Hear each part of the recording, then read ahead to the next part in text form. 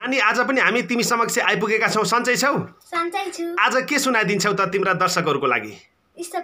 ईशोपनिषद। यी नानी लाखौं दर्शकहरूको बीचमा अति प्रिय नानी हुन् र यिनले कुनै पनि संस्कृतका श्लोकहरू तुरुन्तै कण्ठ गर्न सक्छिन्। अस्ति श्रीमद् भगवत गीता, श्रीमद् भागवतम यिनले धारा प्रवाह रूपमा सुनाइसकेकी छन् र लाखौं लाख दर्शकहरूले हेरेका छन्। र आज ईशोपनिषद जुन एउटा पुस्तक हो उनले कण्ठ गरिसकेकी छन् र यो सुनाउँदै हुनुहुन्छ। ल सुरु गर्न सक्छौ त अब? सक्छु। ल ईशोपनिषद पुरै पुस्तक कण्ठ छ तिमीलाई?